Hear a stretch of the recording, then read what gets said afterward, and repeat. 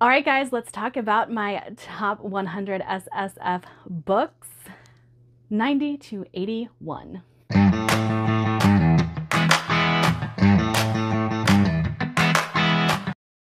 right, hey guys, welcome back to my top 100 countdown at 90 to 81. Just like with the last video, these are gonna be a little interchangeable. Depending on my mood, they could fall at 90 or 81, but we're gonna talk about the next 10 on my list. And just like last video, I might have to look up some synopses of things because it may have been a while since I've read them. Okay, coming in at number 90, we have the Bone Witch trilogy by Rin Shipeko. Now, when I read this one, I absolutely loved it. I've been trying to get my hands on special editions of it ever since I read it, but I absolutely adore this trilogy. And I will say that there's a lot of people who don't like the way it ends. I personally love the way it ends, so that doesn't bother me at all. But this is one of those that like hits the weird factor for me in just the right way. So I want you to be aware of that as well, because it is a little strange. But this has a lot of fantasy, a lot of horror elements, witchiness involved, and these are all things I really love, really love, like necromancy type things. So let me go ahead and read the synopsis of the first book to you. When T accidentally resurrects her brother Fox from the dead, she learns she is different from other witches in her family. Her gift for necromancy means that she's a bone witch, a title that makes her feared and ostracized by her community. But T finds solace and guidance with an older, wiser bone witch who takes T and her brother to another land for training. In her new home, T puts all her energy into becoming an Asha, one who can wield elemental magic. But dark forces are approaching quickly, and in the face of danger, T will have to overcome her obstacles and make a powerful choice. So yes, this book kind of starts out as T telling her story to someone. Wait, I'm trying to think if it's the first book or second book that does this. Maybe it's the second book. Anyway. I can't remember if it's first or second book, but it's T telling her story to someone else, someone trying to figure out how T got where she is. And I love that kind of storytelling. Blood Song, you guys know, that's my jam. I love the way that's written. Empire of the Vampire, love the way that's written. So this is a trope I really enjoy. And that could be what lent to my love of this trilogy. But I love the magic. I love the way that T never knows whether she is going to be feared or ostracized. Like, she doesn't know how people are going to react to her when they figure out what type of magic she wields. It's really good. And like I said, I'm one of them. I love the ending, but it's not one that everybody loves. But I just really enjoy it. Okay, coming in at number 89, we have We Are the Dead by Mike Shackle. So the reason that this one is coming a little lower on my list than maybe you would expect it to is because I did not like the third book. I don't think it's badly written though. I do think that it had a lot to do with my personal tastes not aligning with what Mike Shackle chose to do in the end. Like, I'm not a big fan of superheroes. I'm not a big fan of certain tropes. And then there was a character that really bothered me through the whole of the series. But those are personal gripes for me. But We Are the Dead is one of the most grimdark books I have ever read, and I loved the first book so much, so much. I would recommend this if you are a grimdark fan. I don't think the things that happen in the third book would bother most people like they did me. So I'm gonna go ahead and put this on the list because I do think that the first two books are great. And I think I gave the first book 5 stars and then the second book 4 stars. So it still fits within, like, none of the books I'm recommending are going to fall below 4 star. However, I did DNF the third one, but I'd still recommend this series if you are a grimdark fan. Like I said, it's one of the most grimdark books I have read. It can be gory, bloody, and just very grim, very grim. But we have a rebellion that is coming at the heels of a war that's already happened. So it's a lot of devastation, and it's a lot of people having to make hard choices. That's kind of the thing that gets me, is watching these people have to make these decisions and knowing that whatever outcome that can happen is going to be a bad one for somebody somewhere. And I really enjoyed it. And I know a lot of people who are really enjoying the series right now. So find a buddy read somewhere, get on board, especially if you are a grimdark fan. At 88, we have Planetfall by Emma Newman. Now, this is one I read quite a while ago, but every once in a while, like it'll just pop into my head. Like it's one of those that never quite goes away. And I never continued with the series because I know there are more books after this. One's called After Atlas, but I don't think that they are actually a series. I think they're companion novels. I could be wrong, but that's what I was told. So this says Renata Gali believed in Li Sumi's vision of a world far beyond Earth, calling to humanity, a planet promising to reveal the truth about our place in the cosmos. Untainted by overpopulation, pollution, and war, Ren believed in that vision enough to give up everything to follow Sumi to the unknown. More than 22 years have passed since Ren and the rest of the faithful braved the starry abyss and established a colony at the base of an enigmatic alien structure where Sumi has since resided alone. All that time, Ren has worked hard as the colony's 3D printer engineer, creating the tools necessary for human survival in an alien environment and harboring a devastating secret. So at the heart of this story, there is a mystery. And there's a lot of things that are very sci-fi that I can't get into because they're very spoilery, like what makes this a full-on sci-fi novel, even though it's pretty much just a different planet that we are looking at. And I can't get into, so there's a little bit of first contact possibly here. But there is a big mystery about this secret that Ren is holding throughout the whole story. And you don't know what this secret is. There are some allusions to it, and I do think you could possibly figure it out, but I don't think you're prepared for how it's revealed. That's the big thing for me. And that's what got me in the end. I really, really love this. I should continue with this series, shouldn't I? Even if it's just companion novels. But I really like Emma Newman's writing as well. And I think she might even come up in this list later on. To think about that. Like, did I actually put the other series on here? It's a good possibility. But again, another book that I just absolutely adored. All right, are you ready for it? At 87, let's be clear, we have The Empyrean by Rebecca Yarros. Now, why is this one coming after a 4-star when I gave one of the books 4.5 stars? Listen, guys, listen. I love The Empyrean. I really do. I love Fourth Wing. I loved Iron Flame for the most part. There's a thing in the beginning that really bugged me, and it was like 30% of the first book. Anyway, let's move on from that. I really love this series, but I do think it's overhyped, guys. It's overhyped. I will be the first to tell you that even though I love it, I will acknowledge it's not the best writing. It's just really addictive, and it's hard to put down. You have to keep turning the page. Does that mean it's a well-written novel? It does what it's supposed to do. It definitely does. And the dragons are cool. Everything that you've heard about it is true. But I'm going to tell you, it's not the greatest fantasy series ever written. It's just fun. And like, from start to finish, it's just fun. Next, we have The City of Dusk by Tara Sim. Now, I have not read the second book in this series yet, which is why it's probably coming a little lower on this list as well.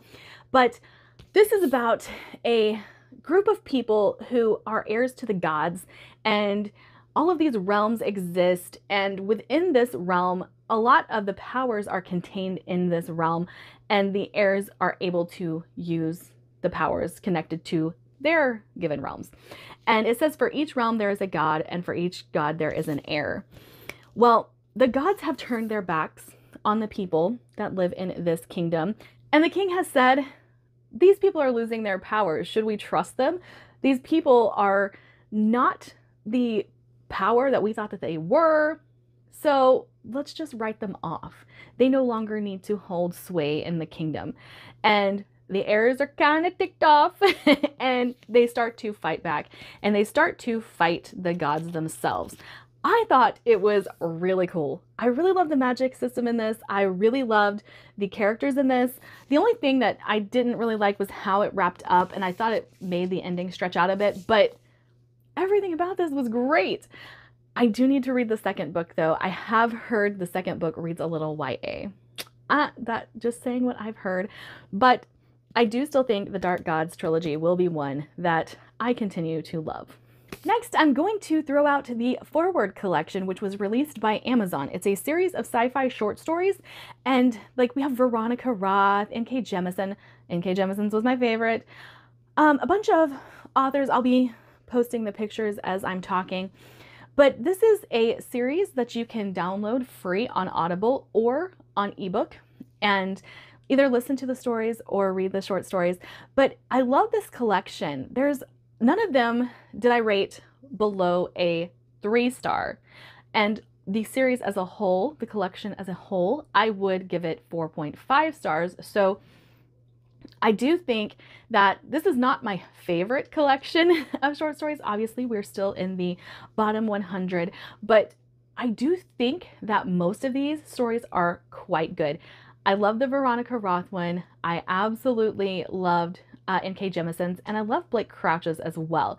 The others I still enjoyed, but I think that these collections are slept on quite a bit because the other collection by Amazon might be making an appearance in this video as well. Or in this series of videos. Next, we have Graceling by Kristen Cashore. Now, this is a series I need to reread. We've talked about this a couple of times.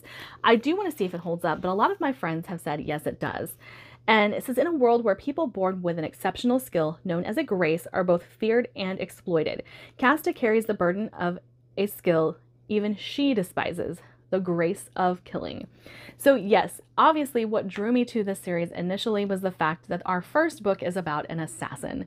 And I just really enjoyed the way, so even though you're gifted a grace, that doesn't mean you're all powerful. That just means you are very skilled at one thing. It also means that some of your other abilities, or some abilities you should have a tendency to be depleted much quicker. And she stumbles upon like a kidnapping and investigates this kidnapping and everything like that. And so things start to unfold from there. There's a little bit of mystery, a little bit of fantasy, and a whole lot of adventure, which I don't typically like the adventuring part of fantasy. However, I think the Graceling series is great. Next would be Payback's a Witch. What is the name of this series? You know, it probably tells me on the second book, but I don't remember the name of the series. I am recommending this series. I've read 2 of them. I adore this. And if you like witchy magic and romance, I think that this is a series you should definitely be picking up. In this first book, we have a tournament, and our main character has very little witchy powers, or so she thinks. And she is about to be the MC of this tournament because her power allows her to be completely, I can't even think of the word. She can't have favorites. My brain just decided to stop working. But she can't like have favoritism in this competition. It's not something that like she can't go against the magic. And during this competition, there is her ex. And her ex did her dirty. And so she didn't want to come back to town in the first place, but she's going to be the arbiter. So this tradition can continue.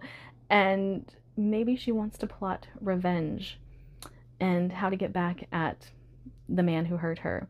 And then she is bisexual and a sapphic romance ensues. And I love this. I love this so much. I think I like the second book better, but, and I'm very, very excited to continue with the rest of the series. Highly recommend. Okay, next we have Christopher Paolini's To Sleep in a Sea of Stars. I love this book. I know not everybody else does. Me and my friend Izzy, I feel like we are the only people who love this book.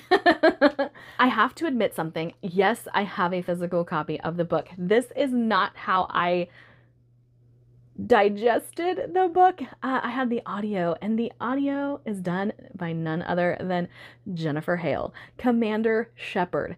This book is written like a Mass Effect story. The only person who could have done this audio justice is Jennifer Hale herself. There's just no other way. And it was so funny. I had thought that the whole time I was reading it. And then in the audio, there's an interview with Jennifer Hale and Christopher Paolini, and he was like, I couldn't think of anybody else who could do the audio. It had to be Jennifer Hale. Anybody else would have gotten it wrong. But I adored this. This does have a very slow start, which initially for me, I was like, oh no. But once the action picks up, it just goes full throttle. And I love that so much. And I want to explain this a little bit because I've heard people say this and why I enjoy it. Mass Effect is my favorite game of all time, bar none. I love Mass Effect. And when you play Mass Effect, there are times that you spend on the ship talking to your companions and things like that, and there's a moment to slow down. And then the mission starts and you're going full throttle once again. This book is written that way. It's completely written that way. So it reminded me of my favorite game with the person I expected to hear while I was reading. So I don't know what else to say other than that, and that I absolutely loved this book. And I didn't like fractal noise. So that's why this one's coming in at a little lower rating, is because I didn't like the prequel to this, but I kind of don't want to count it as a series and move this one up. But decisions were made. This is where we are.